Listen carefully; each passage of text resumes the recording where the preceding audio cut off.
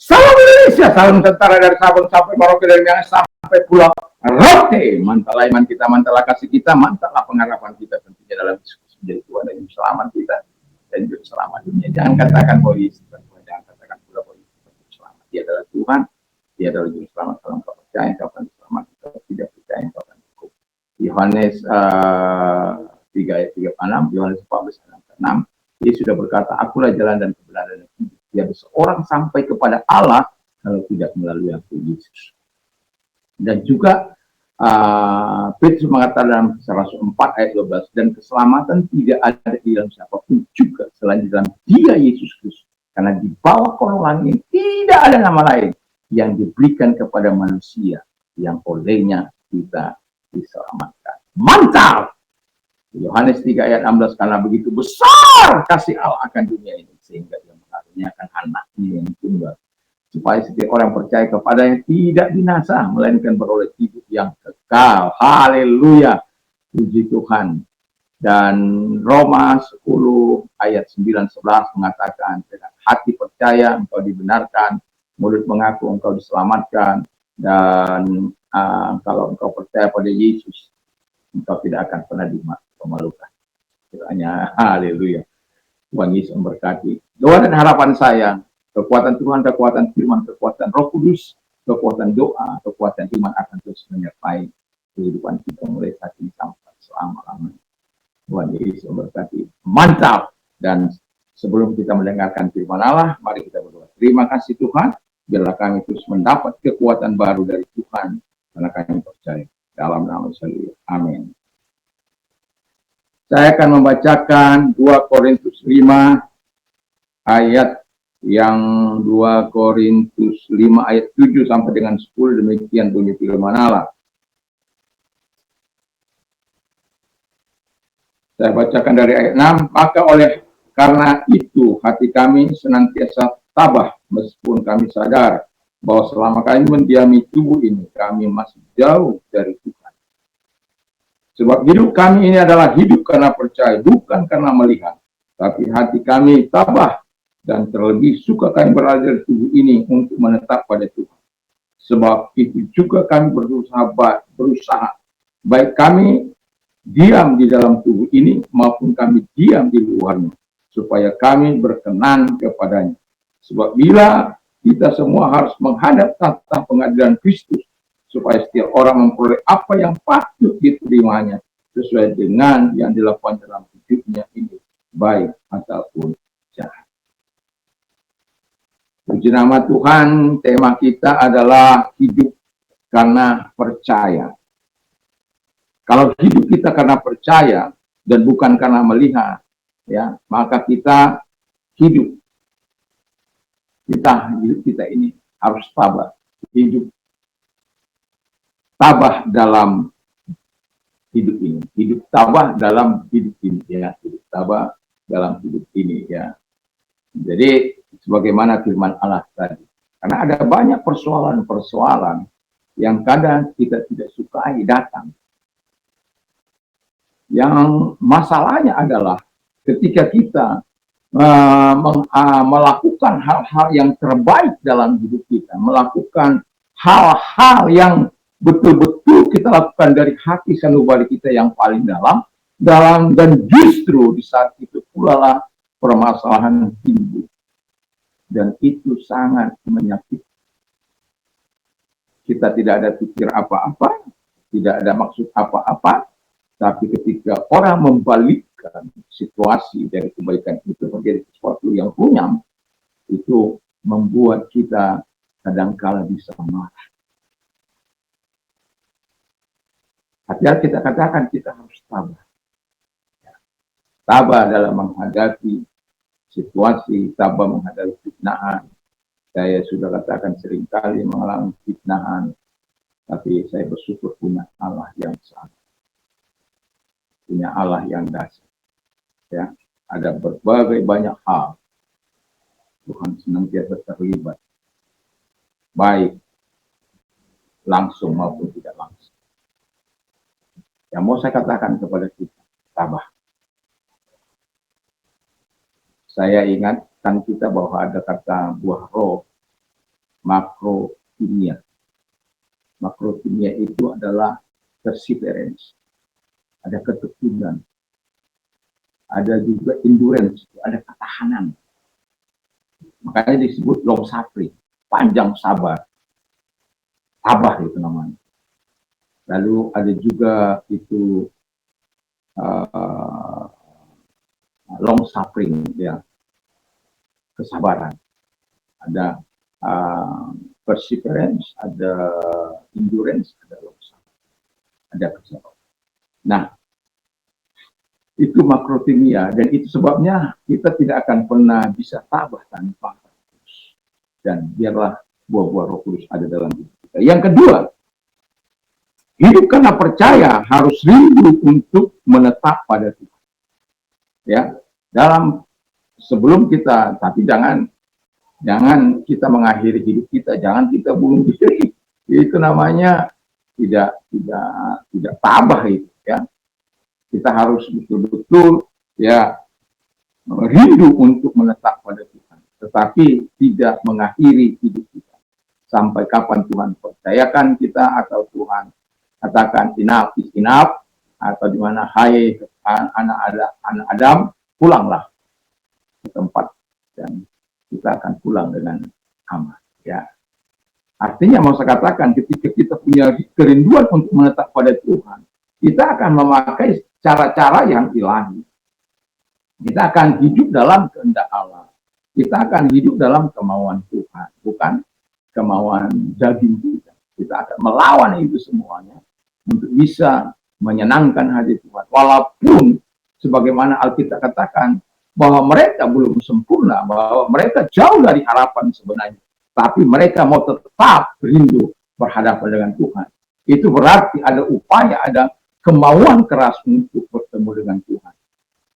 Yang ketiga, kata firman Allah, hidup berkenan kepada Tuhan. Haleluya. Arestosnya atau eparestos, tuteu, ya, berkenan kepada Tuhan itu harus menjadi hidup kita, supaya kita telion, ya. Masih ingat kata telion itu, di mana lengkap, utuh, sempurna, mencapai sasaran, ya. Kalau kita berkenan, saya yakin dan percaya kita itu sudah mau mencapai sasaran. Untuk apa? Karena ketika kita berkenan kepada Tuhan, kita taat kepada Tuhan, kita hidup menyenangkan Tuhan, kita melakukan firman Allah, kita mencintai firman-Nya. Haleluya. Makanya walaupun di dalam keadaan keterbatasan, ya, saya selalu ingin menambahkan firman Allah, memperbanyak firman Allah, dan di dalam pikiran, karena firman itu mengubah. Saya tidak sependapat dengan, walaupun itu mengingat itu adalah tahap yang kalau di belum itu memang yang paling.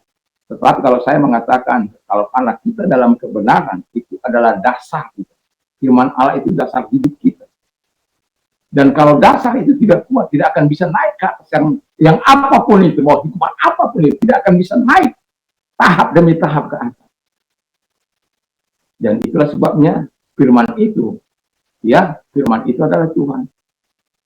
Jadi jangan samakan dengan keadaan dunia. Firman itu berbeda dengan bacaan-bacaan dunia, ya. Firman Allah itu, kalau dasar itu tidak kuat, fondasi itu tidak kuat, kita tidak dibangun di atas firman Allah itu, kita akan hancur. Dan itulah pentingnya kita tetap hidup dalam kebenaran.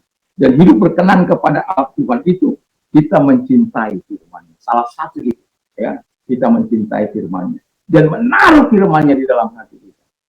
How can a young man keep his spirit pure? By living according to your word.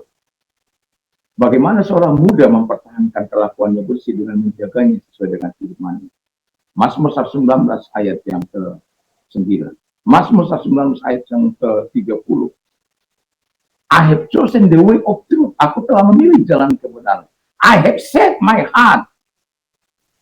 Jadi aku telah menyetel hatiku on your laws, kepada hukum-hukum.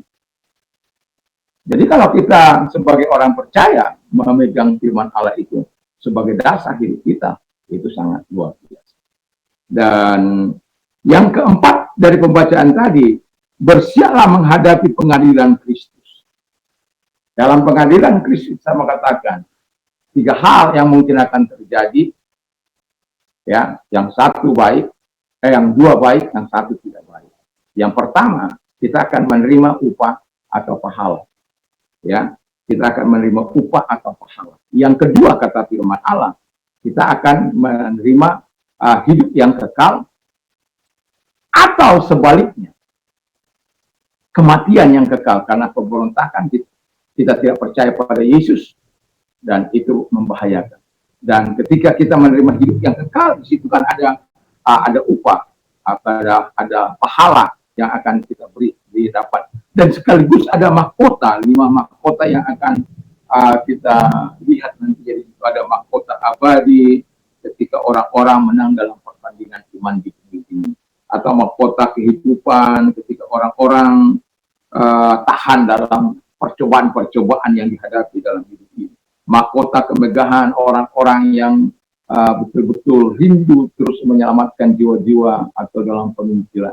Atau kemudian mahkota kemuliaan orang-orang yang mengembalakan jiwa sebaik-baiknya. Dan kemudian mahkota kebenaran yang artinya bahwa orang ini sebagaimana I have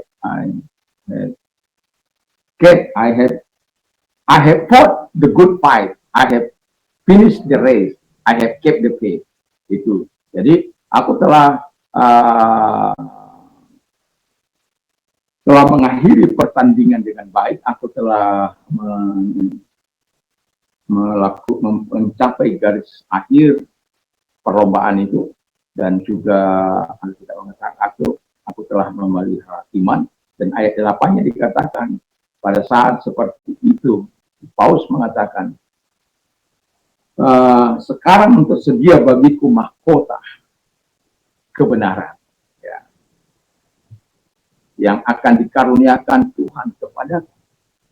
Bukan hanya kepadaku pada harinya, bukan hanya kepadaku, bukan hanya kepada Paulus, tetapi kepada semua orang yang rindu akan kedatangannya.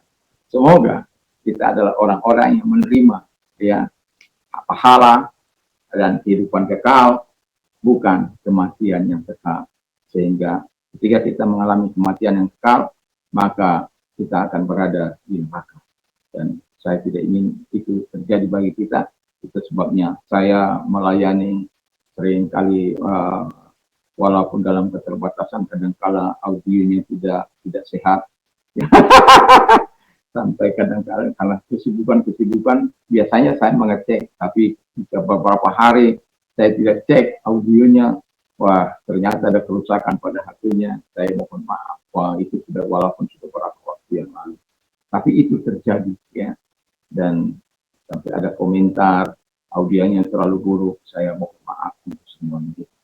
Tapi itu karena biasanya saya pagi-pagi itu saya dengar apa, dan kalau ada hal yang tidak baik pasti akan terjadi dan saya bisa melihat ketika audionya itu rusak, ketika itu langsung mendengar saya juga menjadi berkurang, tapi itu tanpa saya sengaja, ya, karena yang apapun yang menjadi motor penggerak ini yang harusnya dia memberikan solusi, tapi diam saja sampai pada akhirnya saya mendengar kok dia cerita bahwa HP-nya rusak, ya.